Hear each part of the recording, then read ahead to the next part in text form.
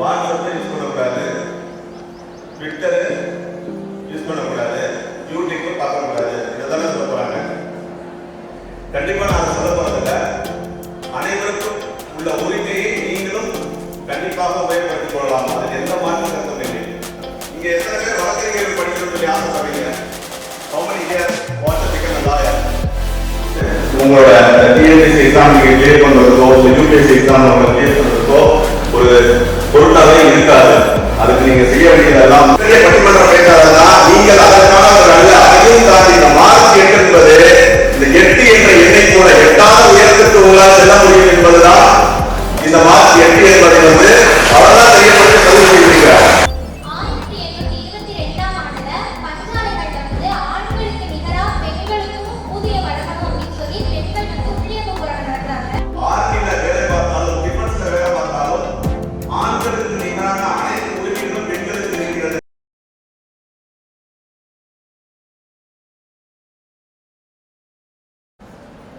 இன்றைய சிறப்பு விருந்தினராக வந்திருக்கக்கூடிய டாக்டர் PSS ஜெகநெல்லி அவர்கள் மனித உரிமைகளை காப்பதையும் வருகின்றார்.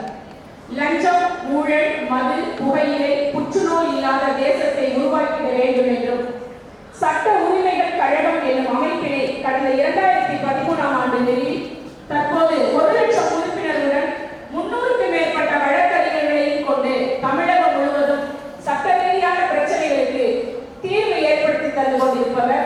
2014ஆம் ஆண்டு தேர்தல் சமயத்தில் எங்கள் வாக்கு விற்பனைக்கு அல்ல என்பதை வலியுறுத்தி முதல் முறையாக விழிப்புணர்வு பிரச்சாரத்தை தொடங்கி ஒவ்வொரு தேர்தலிலும் பிரச்சாரம் செய்து வருகின்றனர். அதோடு மட்டும் இல்லாது சமூகத்தின் உழவர் விரும்புவர்.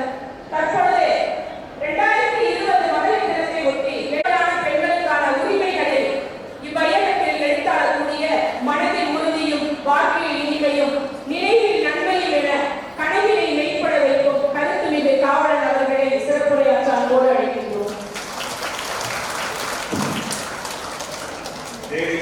கதைகள் பேசி மனம் மாறி துன்போடு உணர்ந்து பிறர் வாட பல செயல்கள் செய்து நிறைய கிளப்பக்கூடியது பல குறுக்குறுக்கு திரையின வீழும் பல வேடிக்கை மனிதர் போல் வீழ்வேன் என நினைத்தார்கள்.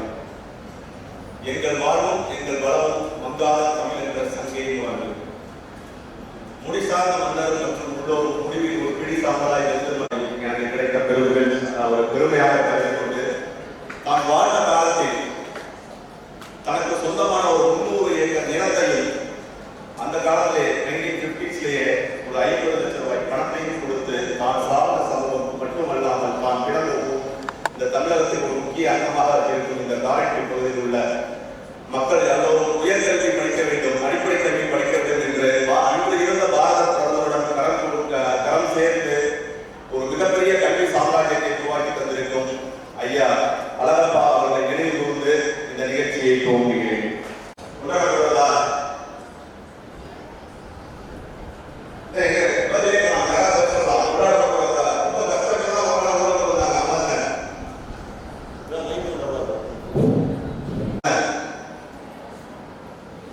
அதெல்லாம் பண்ணாம எங்கேயோ இருந்து சென்னையில இருந்து வக்கீல கூட்டிட்டு வந்து ஏற்கனவே இங்க நிறைய அட்வைஸ் கேட்டு இருக்கோம். இது இல்லாம இந்த வருஷம் எங்க வெள்ள சட்டம் போட்டு நிறைய பூமரங்கள் உட்கார்ந்துருக்காங்க. அவங்களால வந்து அட்வைஸ் பண்ண போறாங்க. நீ என்ன சொல்லுவாங்க கடைசியில? மொபைல் போனே யூஸ் பண்ணக்கூடாது, வாட்ஸ்அப் யூஸ் பண்ணக்கூடாது, ட்விட்டர் யூஸ் பண்ணக்கூடாது, யூடியூப் பார்க்கக்கூடாது. இதெல்லாம் சொல்ல போறாங்க. கண்டிப்பா நான் சொல்ல போறதில்ல. அனைவருக்கும் உள்ள உரிமையை நீங்களும் கண்டிப்பாக உபயோகப்படுத்திக் கொள்ளலாம். அதில் எந்த மாற்று கருத்தும் இல்லை. ஆனா எல்லாத்துக்குமே ஒரு அளவு இருக்கு. அதனால ஏற்படும் தாக்கத்தை நாம் அதை தாங்கிக் கொள்ள முடியுமா என்பதை பொறுத்து அதை எப்படி நம்ம உபயோகப்படுத்தலாங்கிறத பத்தி தான் ஒரு சிறிய விழிப்புணர்வாக நம்ம முதல்வர் வந்து நீங்க பேச சொல்லியிருக்காங்க. அதை பற்றி தான் நம்ம அடுத்த ஒரு 40 நிமிடம் ரொம்ப கலகலப்பாக கொண்டு போறோம். போலதான் இந்த 40 நிமிஷத்துல சில கேள்விகள் நான் பேசிட்டு இருக்கும் போதே சில கேள்விகள் உங்கள் சார்ந்த கேள்விகளை நான் கேட்பேன்.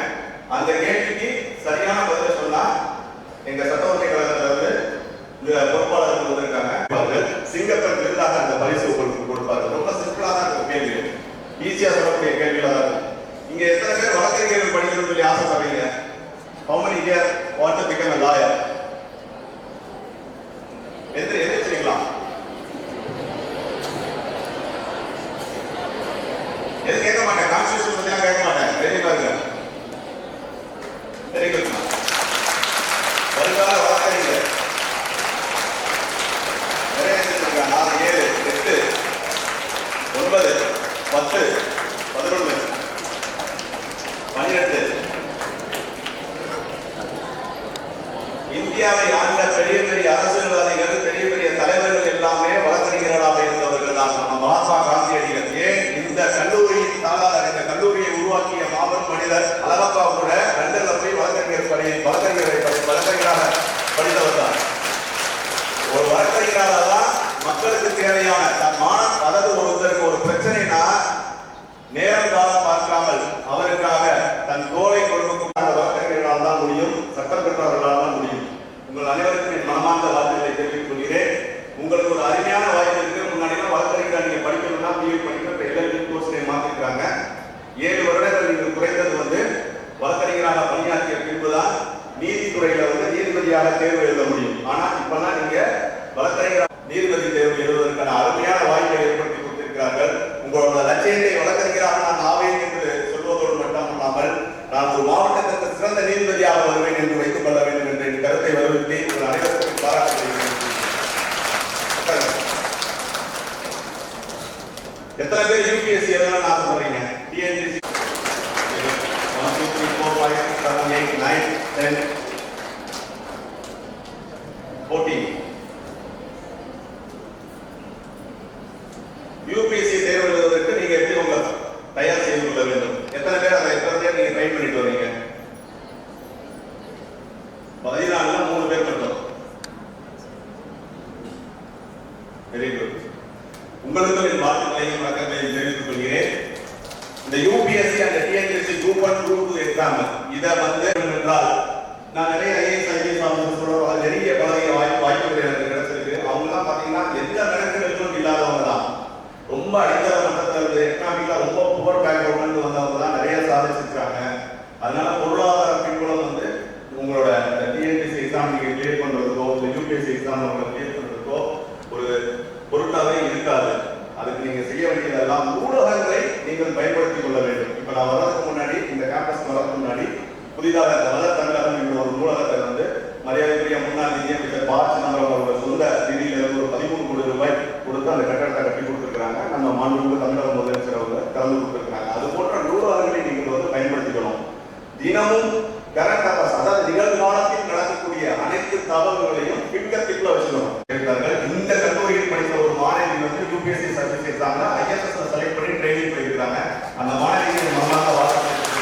அவங்க கேட்கிறாங்க, அவங்களோட சபத்துக்காக இதெல்லாம் தருவாங்க. எந்த நேரத்துல ஜாலியா படிக்கலாம், நீங்க டென்ஷனா உட்காந்து இப்போ ஒரு நீட்டுக்கு நம்ம படிக்கணும், அந்த பர்டிகுலர் எக்ஸாம் நம்ம ரொம்ப கஷ்டப்பட்டு படிக்கணும்.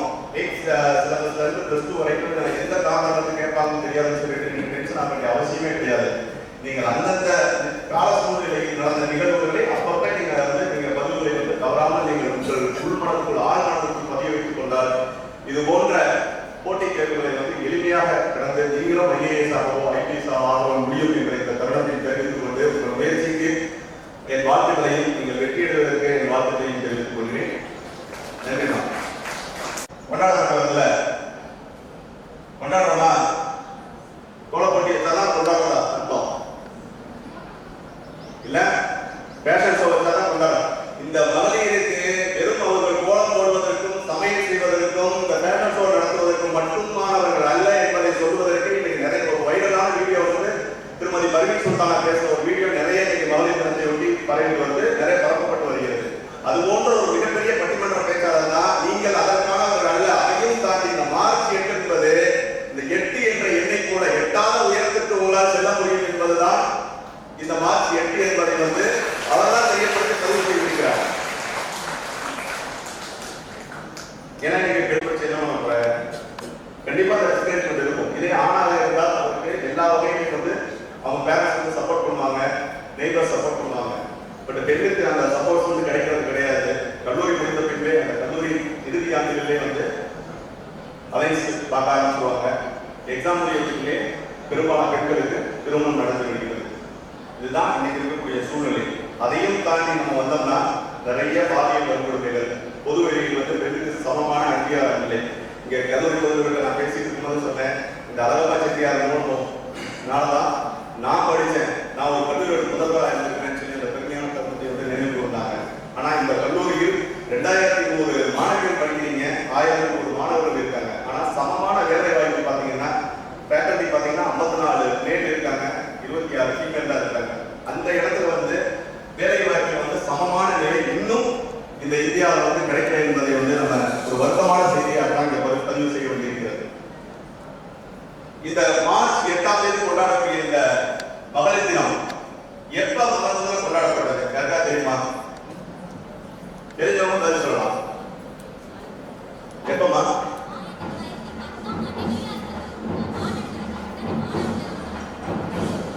மாநாட்டில் நடந்ததா? அந்த நிகழ்வுக்கு அடிப்படை காரணம் என்ன? ஏன் அந்த மாநாடு நடந்தது?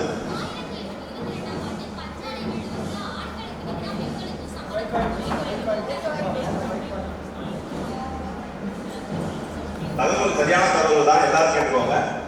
1822ஆம் ஆண்டுல பஞ்சாலைகள்ல ஆண்களுக்கு நிகரா பெண்களுக்கும் ஊதிய வழங்கணும் அப்படின்னு சொல்லி பெண்கள் உள்ளியக்க போராட்டம் நடத்துறாங்க. அப்படி நடந்த போராட்டத்துல 72 பெண்கள் கருவி இறந்து போறாங்க. அது நினைவாக கொண்டாடப்படுறது. சரியான அதாவது ஒரு பெண்ணுக்கு சமமான உரிமை கிடைக்கிறது. ஆணுக்கான ஊதியத்தை விட பெண்ணுக்கான ஊதியம் மிக குறைவாக தான் இருக்கிறது. ஆணுக்கு பெண் நிகர் என்று நம்ம பேசுவதோடு மட்டுமல்லாமல் ஆணுக்கு நிகராக எங்களுக்கும் ஊதியம் கொடுக்க வேண்டும் என்று முதலில் 1908ஆம் வருடம் நடந்தது. அந்த போராட்டத்தின் முடிவில் உள்ளிருப்பு போராட்டம் நடந்தது. கிட்டத்தட்ட 72 பெண் ஊழியர்கள் கீழான கல்வி இறக்கப்பட்டனர். அவர்களின் நினைவாகத்தான் இந்த ஒவ்வொரு ஆண்டும் மார்ச் மாதம் 23ஆம் தேதி தான் முன்னாடி கொண்டாடிட்டு இருக்கிறாங்க அந்த மகளிர் தினத்தை. அதுக்கப்புறம் ஈரோடு பர்டிகுலரா ஒரு டேட்டு நம்ம இன்டர்நேஷனல் லெவலில் சர்வதேச மகளிர் தினமாக கொண்டாடப்பட வேண்டும் என்று குறிப்பிட்டு தான் இந்த மார்ச் 8ஆம் தேதியை சர்வதேச மகளிர் தினமாக ஒவ்வொரு ஆண்டும் கொண்டாடப்பட்டிருக்கும். அருமையான தகவல் சொன்னாங்க. உங்க பேர் என்னமா? காளிமுத்து. சகோதரி மேல வாங்க. நம்ம காளி அதாவது ஒரு விஷயத்தை இன்டர்வியூ பார்க்கணுங்கிறதுக்காக தான் இந்த விஷயத்தை ஒவ்வொரு கல்லூரியிலும் அந்த நிகழ்வு ஏன் உருவாக்கப்பட்டு என்பது ஒரு சாதாரண விஷயம் தான். இதை முழுமையாக எல்லாரும் தெரிந்து கொள்ள வேண்டும் என்பதற்காக தான் இந்த காளிமுத்து சகோதரி இந்த நிகழ்ச்சி வாழ்த்துக்கள்மா, வாழ்த்துக்கள்.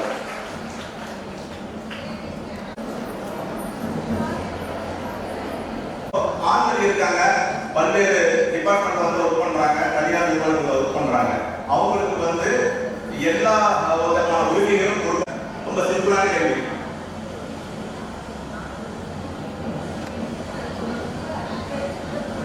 Army okay. இது போன்ற அதாவது எல்லை பாதுகாப்புகள், அதாவது இந்திய தேசத்திற்கு அச்சுறுத்தும் வகையில் சம்பவம் இந்தியன் டிஃபென்ஸ்ல 1980 அங்க செலினா ஜான்ங்கிற ஒரு லேடி ஆர்மியில நர்ஸா பணிபுரிகிறாங்க. ஆர்மியில மெடிக்கல் ஆபீசர்ஸோட association armed forces medical service அப்படிங்கிற ஒரு தனி இருக்கு. இவங்க போர்ல காயம் பெற்றவர்கள், அங்க உடல்நிலை சரியில்லை இல்லாதவர்களை மானிட்டர் பண்ணக்கூடிய ஒரு டிபார்ட்மெண்ட்.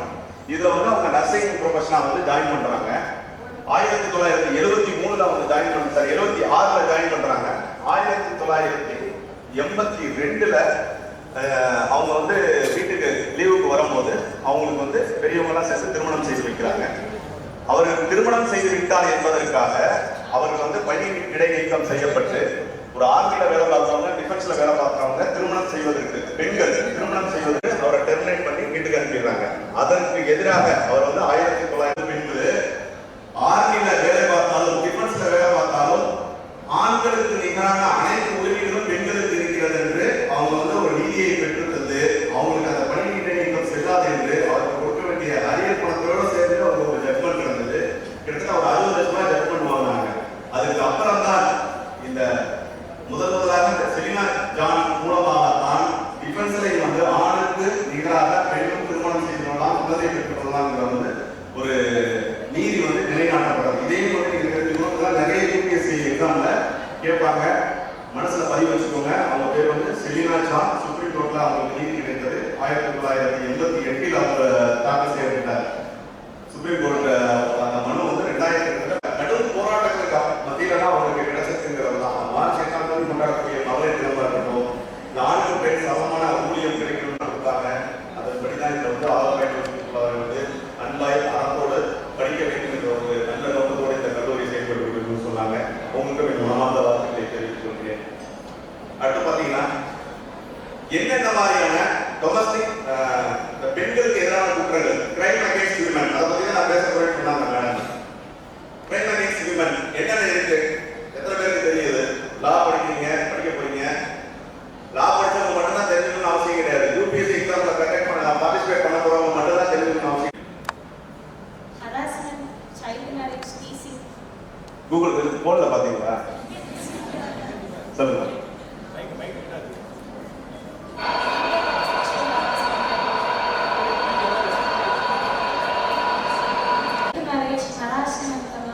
ஓகேமா. சைல்ட் மேரேஜ், ஹராஸ்மெண்ட் வேற. எதுமா? டீஸ் பண்றது அது உங்களுக்கு ஹராஸ்மெண்ட் வந்துடும். சொல்லுங்க வேற.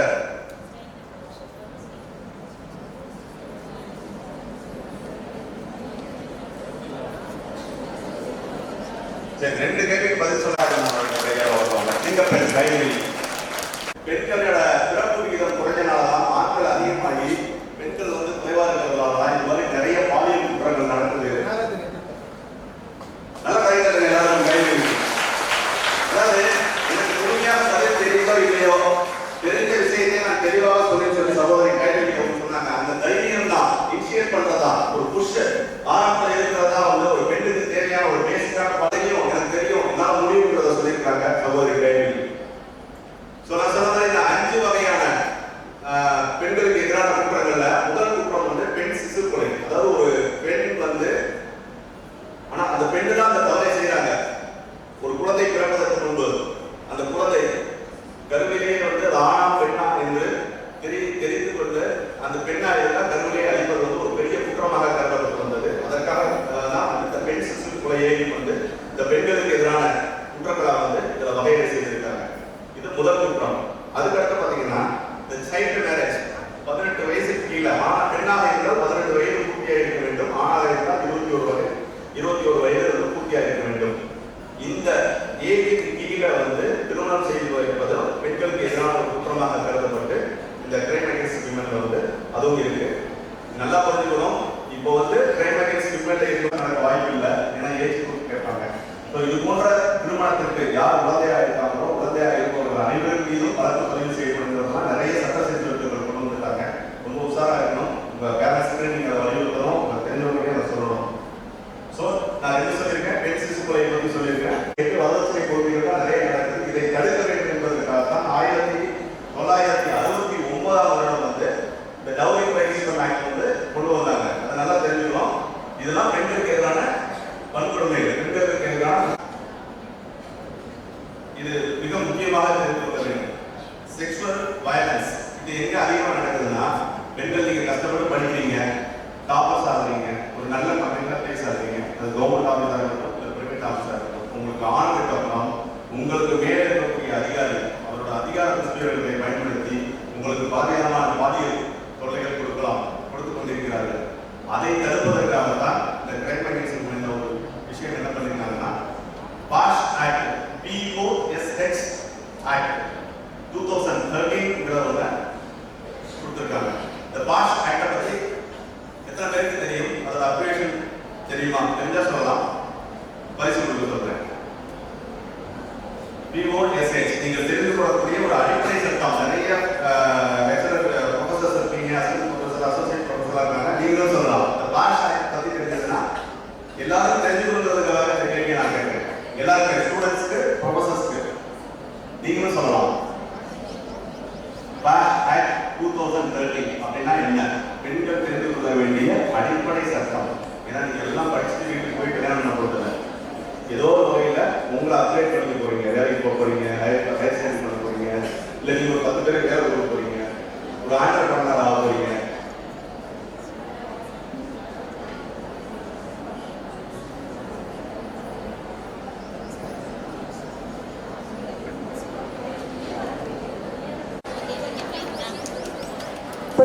prevention of sexual harassment. Correct. அதாவது நீங்க பேசிக்கா சொல்றீங்க, பட் நான் பாஷ் ஆக்டோட அப்ரிவேஷன் கேட்டேன். Protection of Women from Sexual Harassment Act 2013. Correct madam, நீங்க சொன்னது கரெக்ட் தான். மேடம் வாங்க. மோகனா மேடம் அவர்கள் வந்து சிங்கப்பட்டு 2025 இன்ஜினியர்ஸ் ஆக போறீங்க, ஒரு ப்ரொஃபஸர் ஆக போறீங்க, ஒரு தொழிலதிபர் ஆக போறீங்க. அப்படிங்கும்போது நீங்கள் தெரிந்து கொள்ள வேண்டிய ஏன்னா இப்ப இருக்கக்கூடிய காலகட்டத்தில் வந்து ஒரு பெண்ணை வந்து ஒரு ஏற்படி இருக்காரு. இது போன்ற ஒரு ஐபிஎஸ் ஆஃபீஸருக்கே அதே நிலைமை. அதாவது உயரிய பொறுப்புல இருக்கு. ஐபிஎஸ் ஒரு மாவட்ட நிர்வாகம் பண்ணக்கூடிய ஒரு காவல் அதிகாரி. அந்த காவல் அதிகாரிக்கு பாதுகாப்பு இல்லாத சூழல் இருக்கு. ஸோ அது போன்ற ஒன்றை உருவாக்க வேண்டும் என்பதை வந்து இந்த பாஷ் ஆக்ட் வந்து வரையறை செய்திருக்கிறது. பெண்களுக்கு எதிரான ஏதாவது மாணாக்கு ஒரு பாலியல் துன்புறுத்துறது, அந்த பெண்களை வந்து பாடி ஷேவிங் பண்றது, பெண்களை வந்து சீண்டுவது, தகாத வார்த்தைகளால் பேசுவது, அருவருப்பான செயல்களை செய்வது, இப்படி பல்வகையான விஷயங்களை சொல்லியிருக்கிறாங்க. இது போன்ற செயல்களை செய்வது வந்து நீங்க வந்து தைரியமாக அவர்களுக்கு மீது நீங்க கம்மியான நேரத்தை வந்து நம்ம தடை செஞ்சுட்டோம். பெண் சிசுக்களை வந்து நம்ம வந்து நல்லபடியாக கரெக்ட் வச்சுட்டோம். அதையும் தாண்டி அது குழந்தையாக பிறந்து விட்டது பின்பு இன்னைக்கு 3 வயசா 7 வயசா 10 வயசா 15 வயசா கணக்கு இல்லாம நிறைய பெண் குழந்தைகள் வந்து பாலியல் வன்கொடுமைகளுக்கு ஆளாக்கப்படுறாங்க. நீங்க சோசியல் மீடியாவில் திறந்து பார்த்தீங்கன்னா மெயின் ஸ்ட்ரீம் மீடியாவில் நிறைய நியூஸ் பார்த்துருக்கோமா? பார்க்கலாமா? நியூஸ்ல ஏன் பார்க்கறது இல்லையா? மைக் பண்ணணும். பேருமா? கிருத்திகா. காரைக்குடியிலேயே அழகப்பா தொழில்நுட்ப கல்லூரியில பயின்ற ஒரு அக்கா ஹாஸ்டல் படித்து வீட்டுக்கு கொடுத்த அக்காவை அந்த ஹாஸ்டல் வாட்ச்மேனே பின்தொடர்ந்து பாலியல் துன்புறுத்தல் கொடுத்ததா இப்ப நம்ம காரைக்குடியில் நடந்து. சரி, அது வந்து அந்த அக்கா 18 வயசு மேல அந்த அக்கா பிஜி படிக்கிறாங்க. நான் சொல்றது அது வந்து நீங்க அந்த அக்கா வந்து மேஜர் ஆயிட்டாங்க. சரியா? நான் சொல்றது வந்து பெண் குழந்தைகள் பிலோ 18. சமீபத்தில் நடந்த நிகழ்வுனால வெரி குட், வெரி குட். நீங்க ஒரு நிகழ்வு சொல்லியிருக்கீங்க, அப்ப சந்தோஷமா. நீங்கள் வாங்க, தைரியமாய் வந்து பேசுறதுக்காக சிங்கப்பெருங்கிறது கிருத்தியா அவர்களுக்கு திருப்பி போக தேவையில்லை. பொருள் வாழ்த்துக்கள். கிருத்திகா அவர்களுக்கு கைதட்டலாம். யார் ஒரு ஆள் ரெண்டால்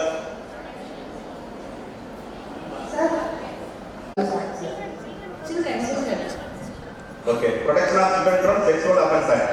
வெரி குட். ஆமாமா, ஆண் குழந்தைகள் பெண் குழந்தைகள் 2 பேருக்குமே வந்து பாலியல் ரீதியான தொல்லை. பெண் குழந்தைகளுக்கு வந்து ஆண்கள் கொடுத்தாலும் பிள்ளைகளுக்கு உட்படுத்து அவங்க மன ரீதியாக உடல் ரீதியாக அவர்களை துன்பப்படுத்தினால் அவர்களுக்கு எதிராக பதிவு செய்யப்படும் அந்த வழக்கு தான் போக்சோ ஆக்ட். ஆமா, பேருமா?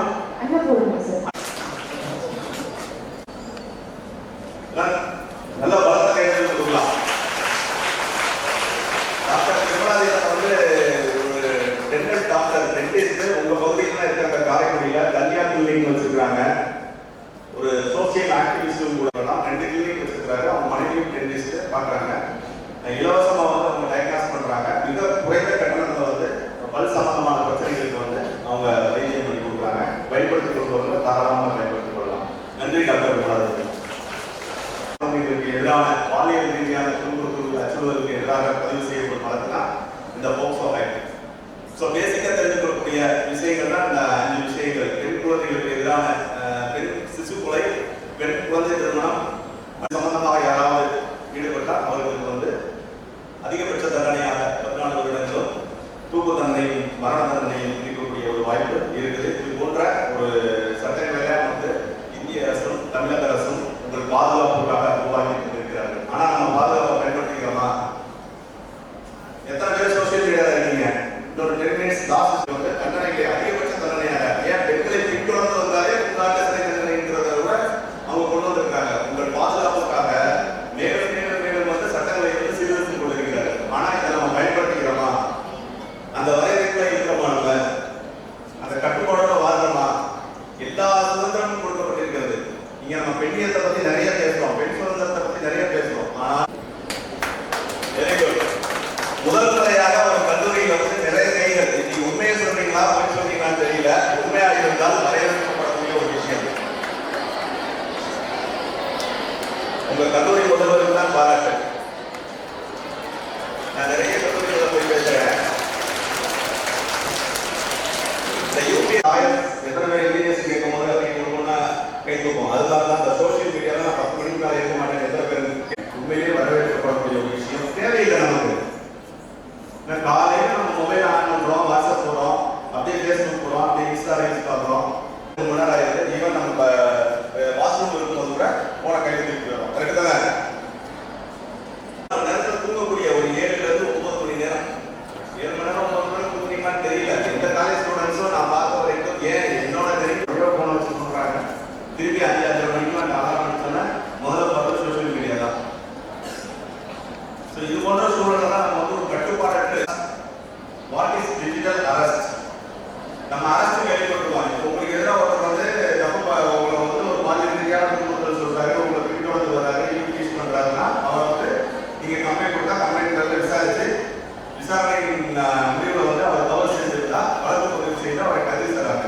இது வந்து பிசிக்கலா வந்து நீங்க ஸ்டேஷன்ல கொடுக்குற கம்ப்ளைண்ட் விசாரிச்சு அரெஸ்ட் பண்றது. அதெல்லாம் டிஜிட்டல் அரெஸ்ட். எத்தனை பேர் மொபைல் யூஸ் பண்றீங்க? அவங்களுக்கு செகண்ட் லைன் அவங்க அங்க யாரும் முக்கியமான பேசிட்டு இருக்காங்கன்றதெல்லாம் பார்க்கறது இல்லை. இல்ல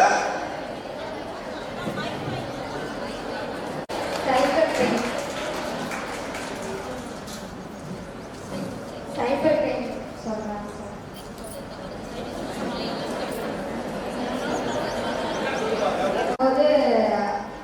ஏதாவது ஃபோன்ல மூலியமா உங்களை வந்து மிரட்டுறாங்க அப்படின்னா சைபர் கிரைம்க்கு நம்ம கம்ப்ளைண்ட் கொடுத்தோம்னா அவங்க நமக்கு வந்துட்டு எல்லாமே மீட்டு கொடுத்துருவாங்க அப்படின்னு சொல்லுவாங்க சார். வேற யாராவது ஆக்சிடென்ட் ஆயிட்டாங்க இல்லை ஏதாவது வீட்டில் உள்ளவங்களுக்கு முடியல அப்படின்னு சொல்லி ஃபோன் பண்ணி சொன்னாங்கன்னா யாரும் வந்து அதை நம்பி எதுவும் பணம் எதுவும் அனுப்பக்கூடாது அப்படின்னு சொல்லுவாங்க சார். வேற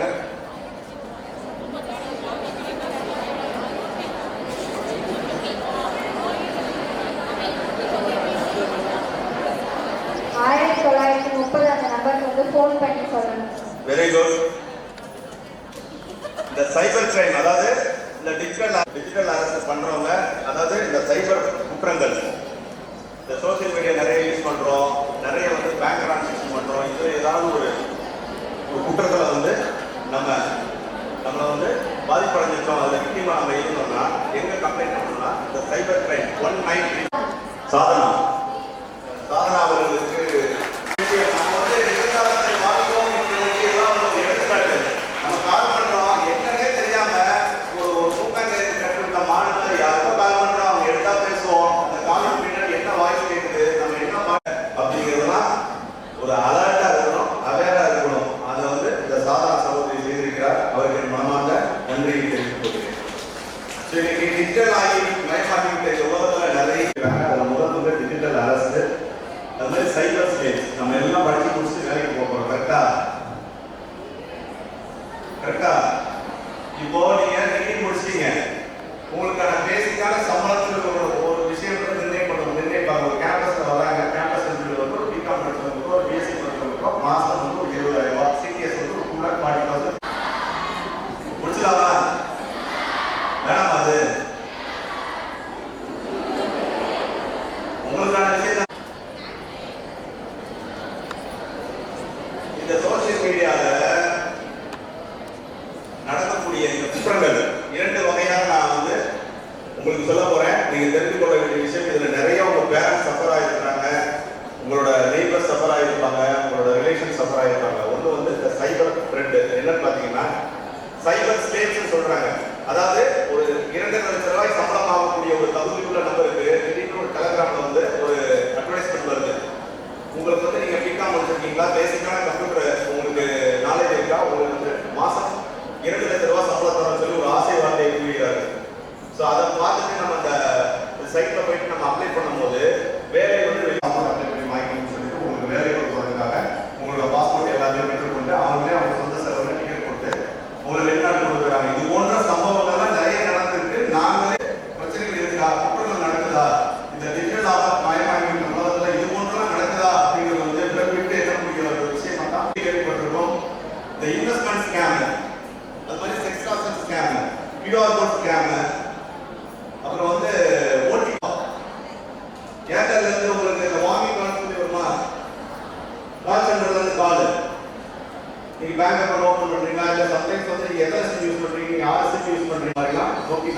வாய்ப்புகள் இருக்கு. நீங்க வந்து அதுக்கு முன்னாடி ரொம்ப அலர்ட்டா அவகாசத்துக்காக அந்த விஷயத்தை நான் பதிவு செய்யறேன். அது போன்ற அழைப்புகள் வந்தால் அந்த அழைப்புகளை நீங்கள் பின்தொடர வேண்டாம்.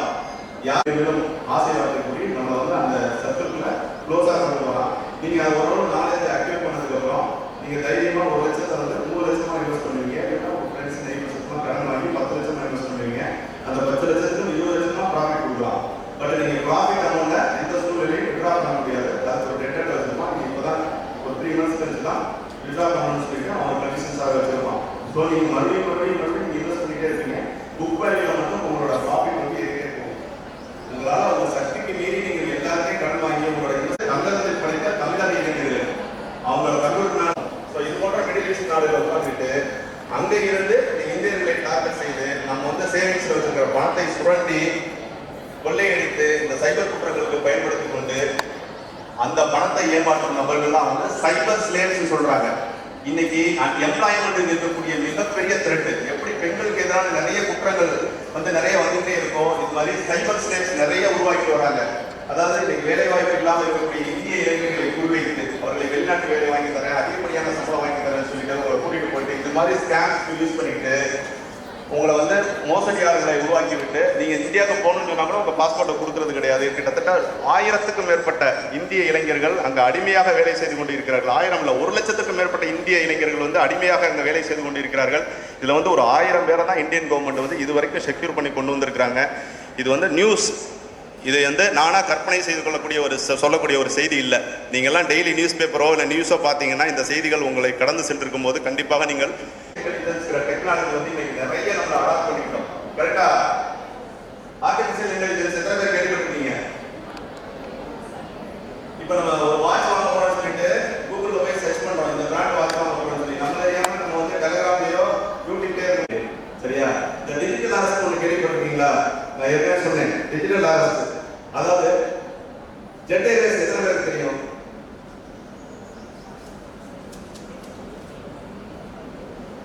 Air India, Indigo, SpiceJet. Very good. Okay. Madam கற்பனை சொல்றதுக்கு அந்த நாளை அனைத்து நிகழ்ச்சிகளையும் வந்து அந்த நாளை சட்டோசிக்காக சாட்டால இன்னைக்கு ஒருங்கிணைப்பு செஞ்சுட்டு இருக்காங்க. கற்பனை மேடம் வந்து நம்முடைய கல்லூரி முதல்வர் மருமகள். ஓ வெரி நைஸ். ஒரு சிங்கப்பெண் மேலே பெரிய சிங்கப்பெண் மருமகளாக முடியும். அதை அரங்கத்தில் வந்து நம்ம சகோதரி நிரூபிச்சிருக்காங்க. சிங்கப்பெண் 2025 விருது பெறும் முதல்வர் அவர்களின் ஜெட் ஏர்வேஸின் நிறுவன தலைவர் அவர்களை வந்து அரெஸ்ட் பண்றாங்க. அரெஸ்ட் பண்ணி சிபிஐ வந்து என்கொயரி பண்ணி அவங்க ஜெயில இருக்காங்க. அந்த நிறுவன அதிகாரியின் தொடர்பு இருப்பான்னு சொல்லிட்டு ஒரு விருத்தமான குரூப் ஆஃப் கம்பெனிஸின் சேர்மனை வந்து தொடர்புபடுத்தி ஒரு நம்மள நார்மலா ஒரு கால் வருது, நீங்க வந்து ஜெட் ஏர்வேஸ் நிறுவனத்தோட தொடர்பு இருந்திருக்கீங்க, அவங்களோட சில டிரான்சாக்ஷன்லாம் நீங்க பண்ணியிருக்கீங்க, அதனால உங்களை டிஜிட்டல் அரெஸ்ட் பண்றோம்னு சொல்லிட்டு இது போன்ற ஒரு அறையில வந்து டிஜிட்டல் அரெஸ்ட் பண்றாங்க. இது எல்லாமே வந்து நீங்க 24 மணி நேரமும் ஆன்லைன்ல இருக்கணும்.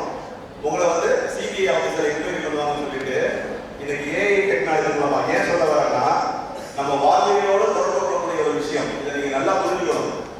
இது வந்து ஒவ்வொரு இளைஞர்களுக்கும் நீங்க நடக்க ஆரம்பிச்சிருச்சு. ஒரு மிகப்பெரிய தொழில் அதிபருக்கே நடந்த ஒரு விஷயம் இன்னைக்கு ஒவ்வொரு இளைஞர்களுக்கும் ஒவ்வொரு கிராமத்திலே இருக்கக்கூடிய இளைஞர்களுக்கும் நடக்க ஆரம்பிச்சு நடந்துகிட்டு இருக்கு. ஆஃபீஸர் வந்து ஹிந்தியில பேசுறாங்க, இங்கிலீஷ்ல பேசுறாங்க. அவங்க சில முக்கியமான ஆதாரங்களை கேட்டு நீங்க இந்த தேதியில பணம் பரிமாற்றம் செஞ்சிருக்கீங்க, உங்களுக்கு வந்து இன்னும் கொஞ்ச நேரத்துல நீதிமன்றம் வந்து இதே நீதியரசர் சந்தோஷத்து மாதிரியே இந்த ஆர்டிபிஷியல் இன்டெலிஜென்ஸ் டிபார்ட்மெண்ட் உருவாக்கி கோர்ட்டு ஹால் மாதிரியே வழி இல்லாம அவங்க இமீடியட்டா 700 ரூபாய் பண்ணி ட்ரான்ஸ்ஃபர் பண்ணிட்டு அந்த டிஜிட்டல் அரசு வெளியில வராது. இது நடந்த சம்பவம். டெக்னாலஜியில வளர்ந்து இருக்கக்கூடிய ஒரு மிகப்பெரிய கிட்டத்தட்ட வந்து 1 லட்சம் கோடி டேர்ன் பண்ணக்கூடிய குடும்பம் செஞ்சுட்டு இருக்காங்க. இது போன்ற வலைகளை நீங்க விரிந்து விடக்கூடாது. அதுக்கும் அடுத்த கட்டமா இன்னைக்கு கூகுள் பேல உங்களை போன்ற ஒரு சகோதரி அவங்க தந்தைக்கு தொலைபேசியில் அழைப்பது போல அலைபேசியில் அழைப்பது அதுக்கு அப்புறம் இந்த மாதிரி வெளியில இப்போ ஒரு சகோதரி பேசுறாங்க, சாதாரண ஒரு சகோதரின்னு வச்சுக்கோங்க. அந்த சாதாரண வந்து அவங்க அப்பாவுக்கு பேசுற மாதிரி குரல் பதிவு. அப்பா அந்த மாதிரி வெளியில வந்து மொபைல் மிஸ் ஆயிடுச்சு, இந்த மொபைல்ல இருந்து நான் பேசுறேன், இந்த மொபைல் நம்பருக்கு கூகுள் பே 10,000 ரூபாய் பண்ணி கொடுங்க கேட்கறாங்க. அவங்க அப்பா 100% நம்பக்கூடிய அதே